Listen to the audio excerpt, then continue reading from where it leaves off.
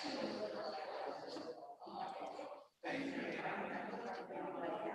y'all doing? I want to welcome y'all to the 2020 D5 District Dialogue. Hello? Yes, I want to introduce and welcome y'all to the 2022 Spring District 5 Dialogue with Commissioner Arrington. The first speaker we're going to have is District Director, U.S. Representative Arrington. I didn't know it was going to be that quick. Yeah. Oh, you need me to stay here? Yeah, you can stay here or you can stand down. Okay. I will stand right here just for the people, but this thing right here. That's all right. Good afternoon, everybody. How are you? Good, good. My name is Aaron Johnson, and I'm the district director for Congresswoman Kima Williams. So I wanted to come talk to you real quick about a few items that we have. Congresswoman, I'm sure most all of you live in the 5th Congressional District. The 5th District covers all of the city of Atlanta. It covers Forest Park and Clayton County. It goes over into the city of Decatur. A little past the city of Decatur, we have some of Brookhaven, and then we go up all the way to Sandy Springs. So if you live anywhere in that circle, you are in the 5th Congressional District. And a lot of you know that district because it's the district that Congressman Lewis used to represent before he passed away. Congresswoman Williams took over, we had a short stint where Congressman Hall was there, and then Congresswoman Kima Williams won the election after that. So that is your current Congresswoman. And I just want to talk to you real quick about some of the things that the Congresswoman is doing in Washington on your behalf. And to tell you a little bit about constituent services in our office, if there's things that you need, you can reach out to us. Everybody should have a flyer like this. If you have that flyer, it has our contact information. It has some of the things that we do, so I'll go over that really quick. So one of the things we have on the back part, if you look on the back of this flyer, we talk about the biggest issues that we face in our office. So the calls that we get the most are about Social Security and Medicare benefits. As some of you may know, you may have some issues with Social Security when you call them, you can't get through, or there's an issue that you're having that you may need a little help to get them to pay attention to what you need. You can call our office and we can help you get through that. Same thing with Medicare benefits. Any federal issues we're able to help with. One of the biggest things that we're working on right now, most people, especially as the world starts to open back up just a little bit, are passports. I don't know if anybody's had an issue trying to get a passport or it takes you about 8 to 10 weeks to get one. Call our office if you're trying to get one and we can help you push past that a little faster. Also, Veterans Administration. We work with the Veterans Administration Office. And in that, we can help any veterans with any issues that they may have, especially issues as it relates to the VA hospital. We've seen a lot of times you see that most people have their biggest issues, or most veterans have their biggest issues with the hospital and with housing. So we work with the VA to help our citizens in the 5th District get to where they need to go. Small Business Administration, we also work with them. Anytime we have any issues with the Small Business Administration, if you do, call our office and we're more than happy to help.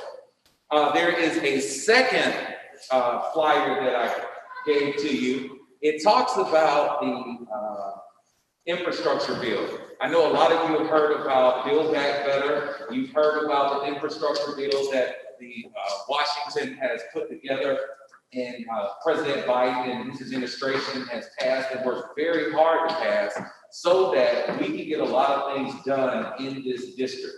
As a matter of fact, we're right here in the city of East Point. One of the things that the Congresswoman has just secured is about $2 million for the waterworks project here in East Point. There's going to be an announcement about it in the next 2 weeks or so, about the money that the city of East Point is receiving in order to work in their water department over there. A lot of roads, highways, bridges, things of that nature. Those are the biggest items. And transportation is the biggest thing for the infrastructure bill. I know MARTA comes through here. I know we've had a couple of issues with some streets and some, the 166. One of the things that the Congresswoman has championed in Washington, and I don't know if any of you live off of 166 or near the airport, but we've noticed that there's been an increased volume in airport noise. Not sure if you've seen it, but especially around 166 College Park, over in that area, airplanes, now that people are starting to come back out, airplanes have been flying seemingly a little lower than normal. They've been flying a little more than normal. So the Congresswoman is working on legislation to combat that so you can have a restful day at your homes. So if this document, this flyer right here tells you a lot about tells you a little bit about what the infrastructure bill will do and how the infrastructure bill will help you. If you have any questions for constituent services for the Congresswoman, we're not just limited to what's on this flyer, but anything federally related, the Congresswoman is here. Congresswoman Williams is more than happy to help. Again, I'm Aaron. I'm the district director in her office. I run the Atlanta office and the constituent services team. So anytime you have any issues, you can call us. Our number is on there. It's 404-659-0116. That's 404-659-0116. It's on the flyer, but anytime you need us, you can reach us at nakimawilliams.house.gov. That's nakimawilliams.house.gov. Yes, ma'am.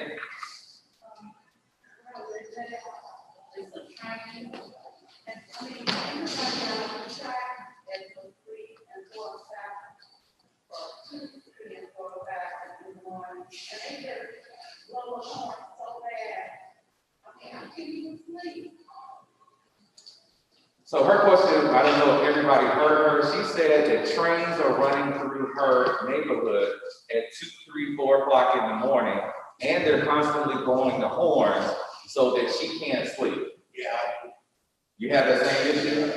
That's something that we can work on with you. I know CSX and Norfolk Southern are the two major,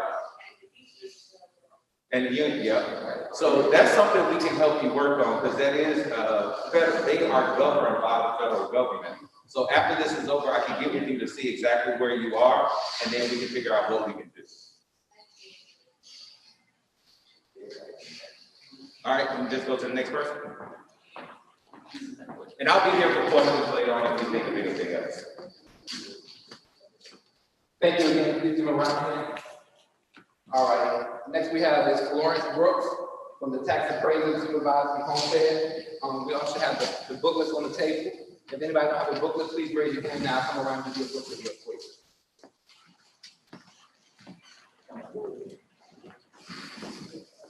Good afternoon. My name is Florence Brooks. I'm the manager of the Homestead Department in Clinton County.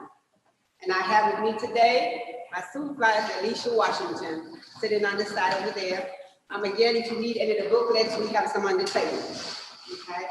And I'm just here to give you some pointers on homestead exemption. We have so many that I'm just going to pick out a few and talk about them. First of all, how many people in the audience own and occupy their property? Just a couple. How many people in our audience own and occupy your property? Okay, good, okay. Hopefully everyone here have their homestead exemption. Hopefully everyone in the audience have their homestead exemption. Yes, okay, I'm going to explain what homestead exemption is. Homestead exemption is a deduction you receive for owning and occupying your property. You must own and occupy your property by January 1st of each year to qualify for homestead exemption. Okay. You can apply for homestead exemption all year. You take application year round. but we have a cutoff date for the current year, which is April 1st of each year. So on April 2nd, you do an application in 2023. If you miss the April 1st deadline for 2022. And we go all the way over to 2023, April 1st again. Okay. To apply for homestead exemption, again, you must own and occupy the property. You must have a Georgia driver's license or a Georgia state issue identification. Not voter registration card or gun permit or anything like that. It has to be something from the DMV as an item. You can only claim one homestead exemption in the United States. A husband and wife is considered one. So if a husband have a property over here and a wife have a property over here, only one homestead can be claimed for married couple.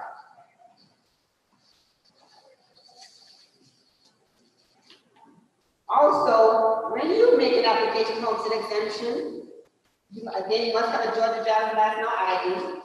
You need your social security number for you and then you get the spouse. You need your date of birth. If you own an automobile, the vehicles, they must be registered in the county where you're claiming the homestead. So you're claiming homestead in Fulton County, your vehicles must be registered in Fulton County to claim the homestead exemption. If you are 62, 65, or 70, we have exemptions for you also, which is greater than the basic exemption. At 62, you can apply for a school exemption. Your adjusted income can exceed $10,000 for the state. Also, to do those exemptions, the 62, 65, or 70, you have to show proof of income. If you file income tax, or if you get Social Security or any kind of 1099, anything like that, you have to show those as proof of your income to claim the homestead exemption for 62, 65, or 70. We also have an exemption at 65 that's not income based. So for this exemption, all you have to do is come in, show your ID, bring your vehicle registration with you, and apply for the 65 exemption, no income requirement. And it gives you an additional $20,000 off of your Fulton affluent tax on your tax bill. Okay, we also have exemption if you're 100% service-connected disabled. All you have to do is go to the VA, get a letter showing that you're 100% service-connected disabled, and you qualify to get the exemption. We also have exemptions for surviving spouse of a veteran. Again, the veteran had to be 100% service-connected disabled before he or she pays. We have exemptions for firefighters or police officers that killed in the line of duty. We have those exemptions. We have several exemptions. There's so many exemptions we have. We have like 150 exemption codes with the different exemptions that we have. We have what you call a Cpa Exemption, which is based on your base year from the year before you claim the exemption, and you get additional exemption on your Fulton County, and some cities does that also. Basically, that's the gist of homestead exemption. You have a booklet. If you have any questions, you can ask me now. Most of our questions are answered in this booklet. Any question about homestead exemption? I have a question online. Yes. The question comes from Sharon H. She writes, we were told recently that the 65 to 70-year-old exemption had bounced off. Do we have to reapply? When she said bounced off, I'm not quite sure what she means. It came off the property? That's what she's saying? I'm not sure, but she mentioned bounced off. Okay, the only how you lose your exemption is if you have what we call a property exemption, and by law you have to reapply every 2 years. And we do send letters out each year notifying the taxpayer it's time to reapply for that exemption. Other than that, the only other way is that if she changed the title of the property, so she took it over her name and put it in someone else's name, or she add a name to the property, and usually they send you a letter letting you know what's going on. Does that answer your question? I don't see a response, so I believe that does answer a question. She can give our office a call and we can look into it and see what kind of exemption she have at this time.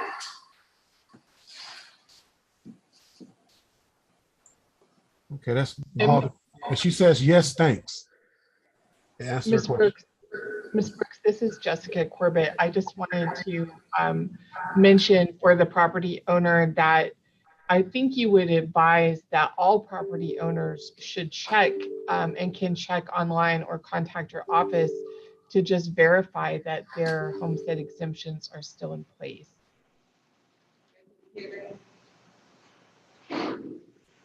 She said that you can always check online or you can call our office. Our office number is on this pamphlet. So you can call and see if you have all the exemptions, give us your age, and we'll tell you what kind of exemption you have. And so you can be more informed on what's going on with your property exemption. Any other questions?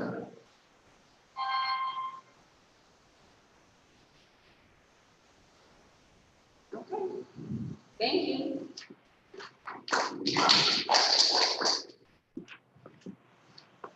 Thank you again, Ms. Brooks. Next up, we're going to have the project manager of the Senior Service Department, Andre Gregory.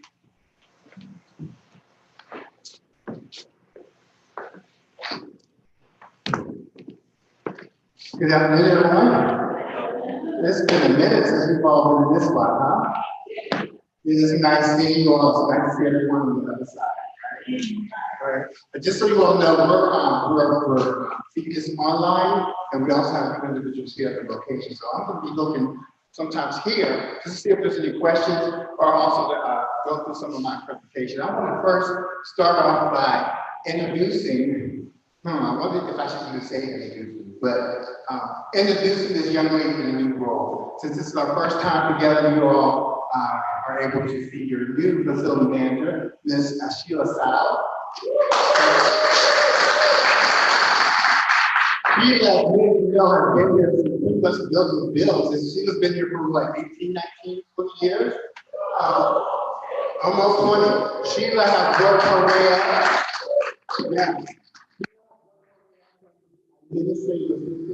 The actual manager of this facility. So I just wanted to take that opportunity to congratulate and recognize you, Sheila, in front of your customers here at the Gotham facility. Sheila also has a mic, so you have any questions. So if I was to explain, and I think most of you know this, so what I'm going to do is talk about Department of Senior Services from a big picture, a macro level, and then bring it down more to a micro level to hear about what you all can expect to see in the near future.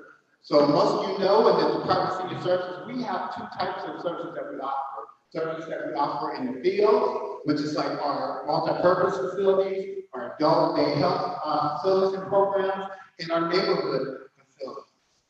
We also provide 50% of our services in individual homes. So most people don't realize that. A lot of people just think that most of our services are these big multi-purpose facilities in our neighborhood centers, but we will come to your home and bring services to those individuals who are homebound, okay? So I will probably hit this number a couple of times. If you want or you're interested in any services that we offer, just call 404-613-6000. That's to our starting. Any service that we offer in the Department of Senior Services, that's the best starting point. And that number again is 404-613-6000. All right. One of the things I really want to highlight is transportation. We offer Uber Lyft transportation. So individuals who meet the qualifications who live in Fulton County can call that number and possibly get transportation throughout the Fulton County as we do. We offer transportation through our Uber Lyft to some individuals who come to our multi-purpose facility. Okay. Another thing I want to bring to your attention is some people want to get out and they want to get involved and they want to volunteer their time. We have a new project that we're working on from their corporate work, recruiting volunteers and training them on how to go out and render services to many of our seniors. So if you're interested in volunteering some of your time with those seniors in need, please call that 6,000 number. We're recruiting now, and we're trying to get as many people as we can. Sometimes it's better just to have your peers sitting side by side, someone that you can relate to. Spend time with. There's individuals that have been isolated during this pandemic, so we want to make sure we get out and keep touching those individuals. You all here come to the Bowden facility, so you actually know we recently reopened February. And it's a new picture, but it's the same type of programming that we've done in the past, but we add a little twist to it. So we're going to continue to have our virtual programming because some individuals would rather stay at home and participate at home on their laptops and mobile devices, and some people want to come in and socialize and see their friends here on site. So we've started offering our classes as February. We have some small classes, are like 6 to 10 people per class. But our goal is every 3 months, every quarter, we plan to increase our programming on site by 25%. So you'll see, starting in April, you'll start seeing more classes and maybe more people in the classes, you know, and maybe our Older Americans Month. So we plan to have some virtual events on for Older Americans Month in May. And hopefully, if we're able to do it, maybe we'll be able to have an event outside. That's still up in the air. We still want to make sure we're providing a healthy and safe environment for all of you. As you all know, the masks are not required, but we strongly recommend that you consider wearing them. They're not required to be in our facility, and we're not required to have a social distance. But we strongly encourage you to keep yourself safe and keep yourself informed. If you have any questions, let us know, and we'll do our best to get that answer for you right in regards to that area of our pandemic. Starting in July, we're going to start transitioning in our social groups. People who like to play cards, people who like to dance. Coming July, we'll start transitioning in those groups one group at a time. Hopefully, and the reason why we're going 25% each quarter is hopefully this last quarter, which will be October, November, December, will be at 100% where we were before we left back in March 2020.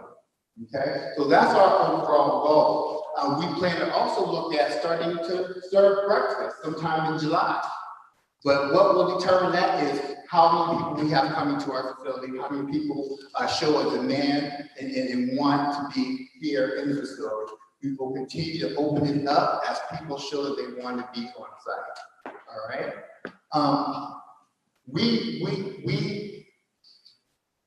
COVID-19 caused us to be innovative, more innovative than we've ever had to in the past. And that's a good thing, because we never knew how to do online classes. Now we do. And now we're touching people who never would have come to the facility, but they're able to do it from home. So we're going to keep staying innovative through our virtual programming. We're going to keep reaching out through our wellness calls to make sure that all those individuals who have come to our facility, they're doing okay. And then we're going to keep opening up our classes and social opportunities here at the Bowden Complex. So I'm about the facility. So I want to thank you all for your ongoing support of these 2 years. We wouldn't have been able to do it without you all's patience and support. We're back, we're doing it, we plan to stay. So are there any questions regarding how we're reopening in Bowden and pretty much all of our multi-purpose facilities? Are there any questions I can answer?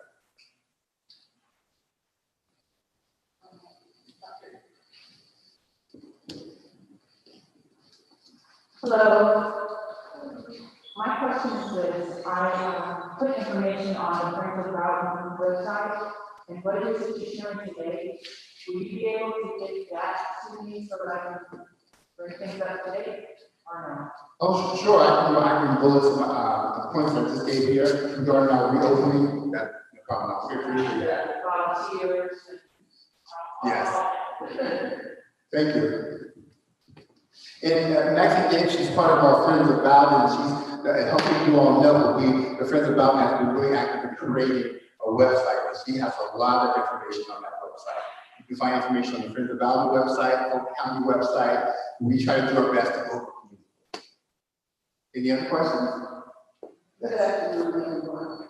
Are all classes going to go on through July and August as long as we close down?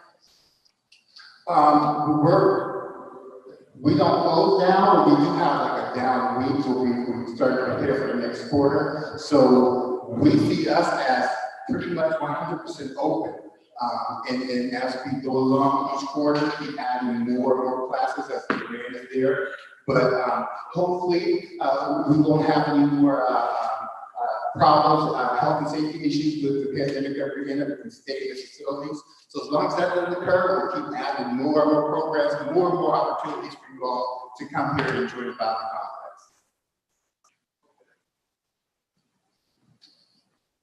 Any other? Good afternoon. I would just like to know when your classes begin, like in the week. The one I'm concerned about too, we have the number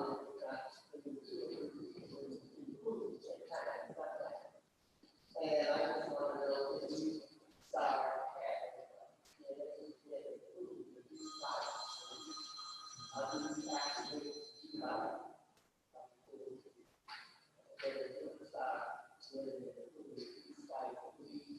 and some classes twice a week, like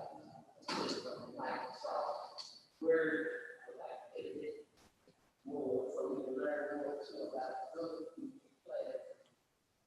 So let me put version, but in person.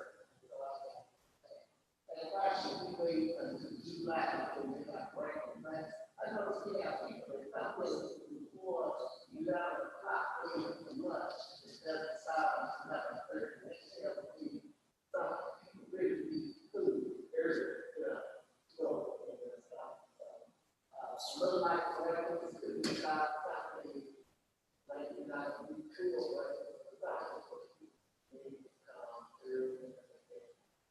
anymore before July. Garden pool. What we did with the pool, we started off and we opened up, we wanted to have many come through that wanted to come in. And that's why we do on there. But we all watched it and we made Christian actually come twice. Yeah, we are looking at it now. So by now, we are looking at maybe if you have a appointment on Monday, you look down at the schedule and it's not four. Like I said, because I know that many, that one person who are not coming in. So we are looking at having you want to come twice a week, you can put you in twice. But that's what we're looking at. We're going to do. And the classes, we are looking at the next quarter, increasing the classes and increasing the amount of people, the amount of classes to take up the team. But we don't have two computer classes. And we only have one instructor, so we are looking at increasing that in the next quarter. We'll work on it. And in regards to our breakfast, the food that we serve here, of course, is as a result of all tax dollars. So a lot of what we're doing is the response to the demand that's shown. So once we start getting more people that are able to come to our facilities, then that will show us that there is a demand for to bring on the extra food services at breakfast. So if we see more people are coming before July, then we'll always readjust and see if we can offer breakfast sooner. Because of this pandemic, we're having to tuck and roll and see how things come. You make plans and then you got to scratch those and do something else happen. But it's not engraved in stone for July. I put July because I knew that we'd be at 50%. We have at least have 50% coming by July. But if we see a demand for that sooner, we'll readjust. Any other questions?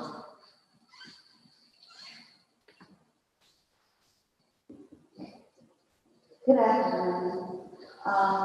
You said something about volunteering. Is it downtown? You will go to, you want to volunteer for something, or is it here? Where is it at? We have a new program through AmeriCorps, and what I will do is I will get that information out to here at the Valley facility, and we'll have it at the front desk. And I'll also see if I can get the flyer, and we'll send out one call now and email. And then you can have all the information there where to go. The training is a little different than what we've done before. It's not really volunteering in the facility.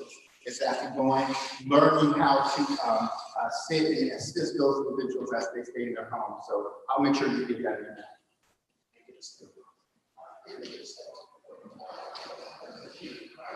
Any other questions?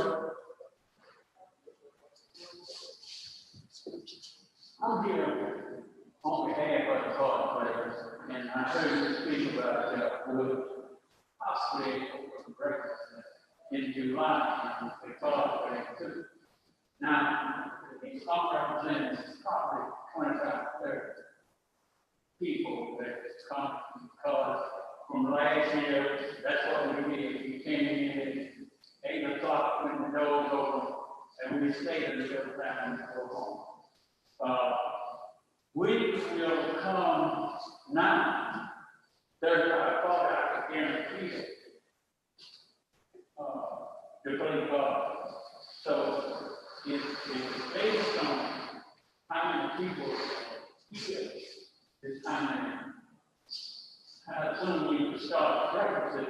I'll guarantee it. I'm sorry, I kind of missed your question, Sheila. We're talking about the car players who's coming back and ready to come back to the facility? Yes, of course, we're ready to have, we're ready to have everyone. From car players to line dancing to swim club, everyone who's ready to come back to the facility. Our ultimate goal is to make sure that we're doing it in a way that is safe and healthy and that have a transition into those services. As the demand shows, as we're dealing with no kinds of issues from our pandemic, we keep opening up the doors. So like I said regarding breakfast, if we continue to see people, demand for people who want to come into the facility, we open up those gates quicker and provide opportunities for people to come and just do socialization. So the socialization is on our radar. It's important. It's important to some individuals who may not take classes, may just come and play cards and eat lunch. So we recognize as a service that we want to make sure we bring back and bring it back as quickly as possible. Any other questions? All right, that's probably enough time. Thank you all for your attention.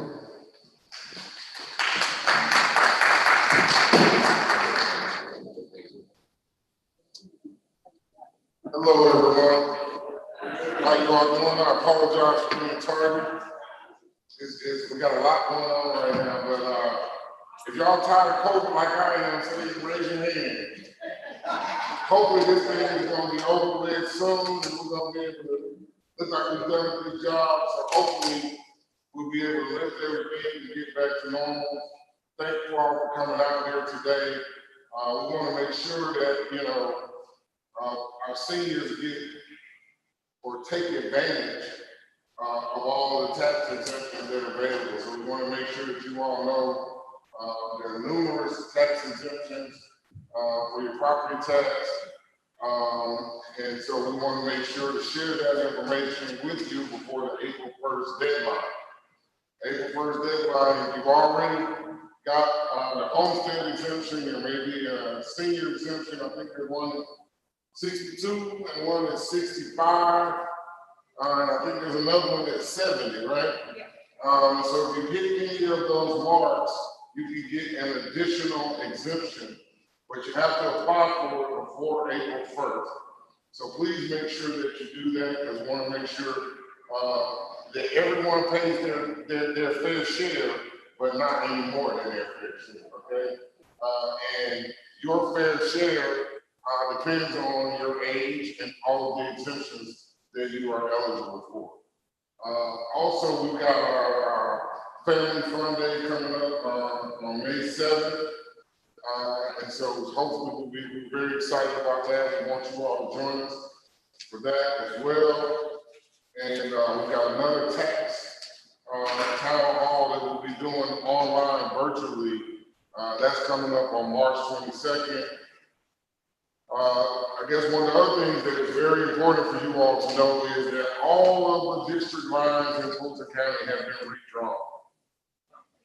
All of the commissioner lines in Fulton County have been redrawn. So I will still have a portion of East Point. I still have about a third of East Point, but I'm not sure that I will still have the Bowden Center, but I will certainly treat it like I still have it. How about that? And so the new district 5 includes Chattahoochee Hills, Palmetto, all of Union City, all of Fairburn. And why is that important? Why is the new commission districts important? Well, it's important because we got an election coming up. The last day for qualifying was March 7th, or qualifying week was March 7th through the 11th. And so there is an election coming up on May 24th. Early voting will start on May 2nd. So please make sure you keep those dates in mind. Again, the election is May 24th. I think I said March 24th. Election is May 24th, and early voting starts on May 2nd. So again, please keep those dates in mind as you begin to vote for county commission and governor and state representatives and state senators. In fact, not only have the county lines been redrawn, but the state lines for state representatives and state senators, those lines have also been redrawn, as well as the congressional lines. So anyone that you vote for Congress, the congressional lines, the state lines, the county lines have all been redrawn, and the cities are now working on redrawing their lines. And someone said, well, why are they redrawing the lines? Well, they're redrawing the lines because they redraw them every 10 years after the census. What they try to do is make sure that the districts remain the same size. So they don't want one commissioner representing 250,000 people and somebody else representing 100,000 people. And so what they do is to try to make all of the districts approximately the same size. And so they do that on all different levels, congressional, state, county, and municipal. So that's why the lines are being redrawn. It affects us all, and it's just one of those things that we have to deal with. But again, May 24th, election day, and May 2nd is beginning of early voting. So hopefully you guys got some good information today. Again, I apologize for being tardy, but hopefully you got the information that you came here for. Learned about the tax exemptions and about senior services, and hopefully we can get, once we fully get past COVID, we can get the center back open and get everybody going back as usual. So thank you for being here today, and certainly if you have any questions, I'm happy to take them. Yes, ma'am.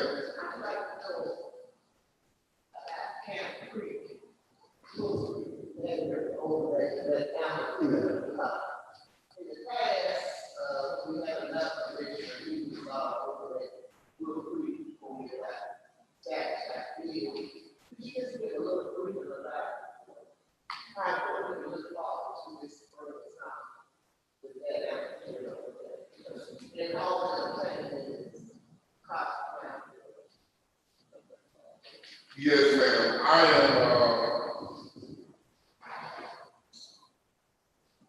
So Wolf Creek Amphitheater, let me try to figure out the best way to answer this. We had staff there through the end of 2019. And we're promoting events through 2019. As part of the transition to the new city of South Fulton, we agreed to turn over the Wolf Creek Amphitheater to the new city of South Fulton. We did an IGA, an intergovernmental agreement, on or about February 20th of 2020.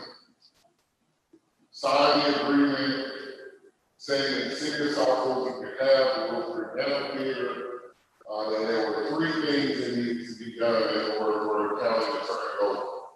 Number 1 was EPD approval.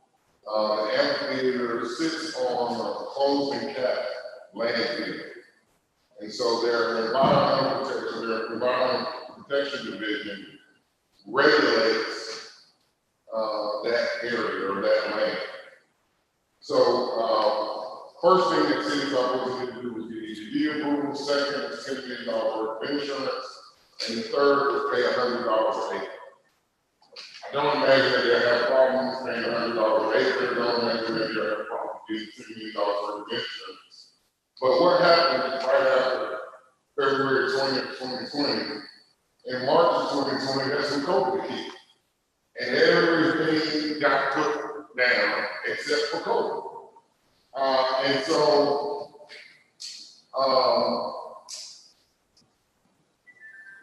the city of South Fulton got an email from someone at EPD saying that,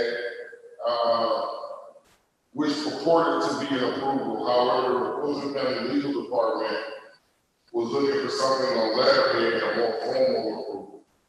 They have not gotten that, so they're working with EPD to do it. And it's a long, convoluted story, but basically there are 3 lots that we're transferring to the city of South Fulton. Currently, those 3 lots have 3 different permits on them. EPD has recommended that if we're transferring those lots to the city of South Fulton, we need to put all 3 lots under 1 permit. So that there will not be any liability. There's automatic liability. There's a buffer zone around the landfill, and that buffer zone grows every year. It's wider and wider. And so the county is, as far as the county is concerned, we are turning the Wolf Creek Amphitheater over to the city of South Fulton, just like we did the Southwest Arts Center, for them to run and operate. It's not just as easy to turn something over to someone. They have to accept it. And they have to have, they probably want to know who's going to be responsible for the maintenance. And so those type of discussions are going on between our legal department and their legal department. I was hoping, and I'm still hopeful that we'll still be able to get something out there this summer at the Wolf Creek Amphitheater, have some shows. Part of the problem is, in order to really schedule shows and to have a summer-long season out there, you have to start back in November. Most promoters want 60 to 90 days out. Let's say if you book a show in September, you want to start promoting it in June. So you want June, July, August to promote your show. It starts in September. So hopefully there will be some concerts and some activities at the Wolf Creek Amphitheater this summer. However, the county has basically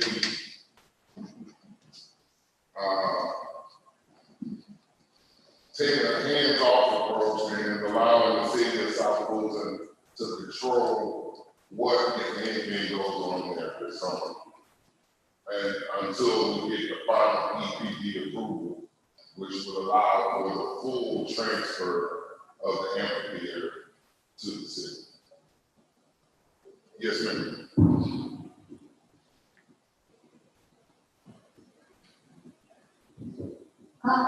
I've been trying to get help with electricity. Okay. I talked to 211, but every time I call down to the city, downtown, they always say that they don't have any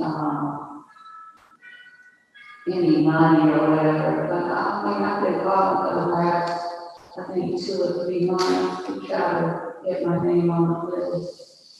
Did you know that everybody out there? So what problems are you having with your electricity? What problems are you having with electricity? No, I'm just saying that I'm trying to get on the list for the heating, have so much money and they have people, the seniors to come in first and then they put the other people for getting help with their heating system. So that may be an East Point thing, but that might be something I know we have. I don't live in East Point. Okay, where do you live?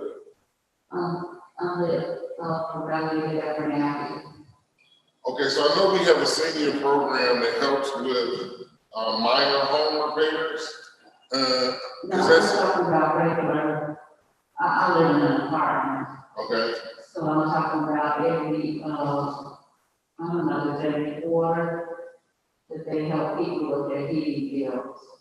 So I know that I'm not familiar with the program that you're discussing. Is that a Fulton County program? I don't know. City of Atlanta. Who's familiar with that program? I am a little bit. Okay. It was always, so you said you called 211, right? That's the urban, the urban. So they actually do the program for the city of Atlanta. There are a couple of different places that you can go for utility assistance, right? Ma'am, it's utility assistance that you need, right? So I can tell you that most of the places that you're going to call right now are going to say they're out of money. Because during the pandemic, I'm sorry? I know what I'm saying. For the last few months, I actually talked to a lady this morning who was needing housing assistance, and she's trying to get mortgage assistance. And she's been trying since November and has not been able to get it because so many people have been calling in. And there was one point that at the city of Atlanta, they actually had to cut it off for a little while and then they started back. So the thing that I tell people is there are churches, some of the churches around are doing the utility assistance. I'm not sure about the county. The county has a program. Well, so the county has a rental program, but I think that program ran out of money. Mm-hmm. But I think we're just about to get another 25 million in. But utility, y'all have a utility program. So the state has a program, the state mortgage assistance program. Mm-hmm. They also pay for utilities as well, utilities and HOA fees.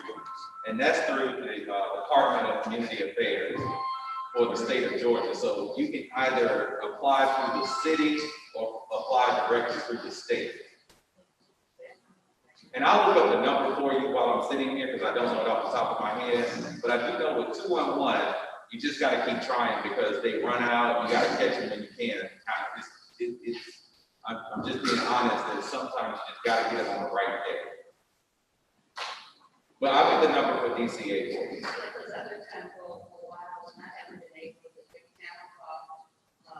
Sometimes people pick up the lady that did pick up said, we don't have any money or anything, and they said that they had extended it out to John Street.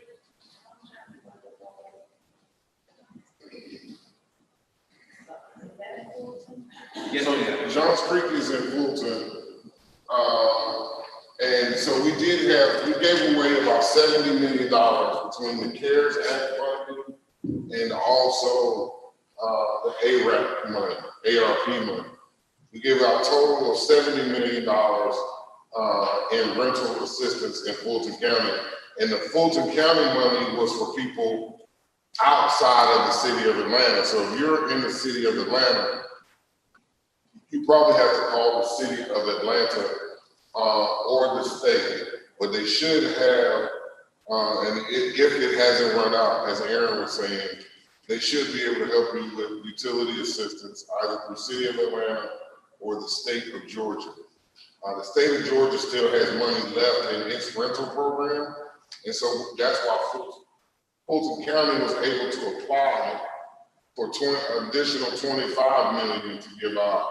But again, right now, Fulton County is only giving it out in South Fulton and North Fulton because the city of Atlanta got its own pot of money. And so, yes, but it sounds like you're in the city of Atlanta.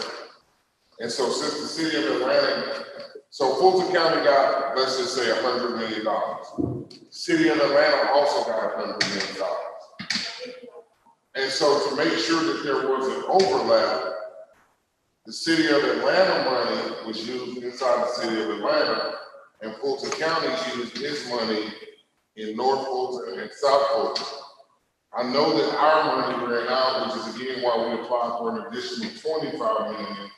I'm not sure exactly what's going on with the city of Atlanta, but we can follow up with you, Jarrell, in my office, to get your name and number, and we'll, try to help you as best we can go through it. There are programs out there. I just had a client lives at East Point, and the HOA was suing them for $13,000 because they were able to pay their mortgage during COVID, but they weren't able to pay the HOA fees. The city of East Point wrote a check for $13,000, paid the HOA off, everything's all done. And that happened probably within 4 to 6 weeks. So we just need to try to help you get to the right location. There definitely are some services and programs out there that hopefully help. No problem. Yes, ma'am. Hello, Frank. I'm not to ask a question. Introduce a sculptor, master sculptor, beautiful sculptures out there. And friends of Bowden, we support the Bowden facility cleaners. We have a campaign going on, and then you do. We have a campaign going on introducing the Bowden Legacy Service campaign. And we want to make you aware of the information here is for you weekly. Or something. Absolutely. Absolutely. Okay, well, we got that money, we applied, and in November, we got that assistance. Okay, were you in the city of Atlanta? No, I'm in the city of East Point. You in the city of East Point? Back they gave us more money. They Okay. said they gonna give us 500, they gave us 1,000. At least they gave me 1,000. So while I'm on the mic, I just want to take this opportunity to commend the staff here at the center. They have been taking their time and welcoming us in, making us feel at home and missed. Thank you all.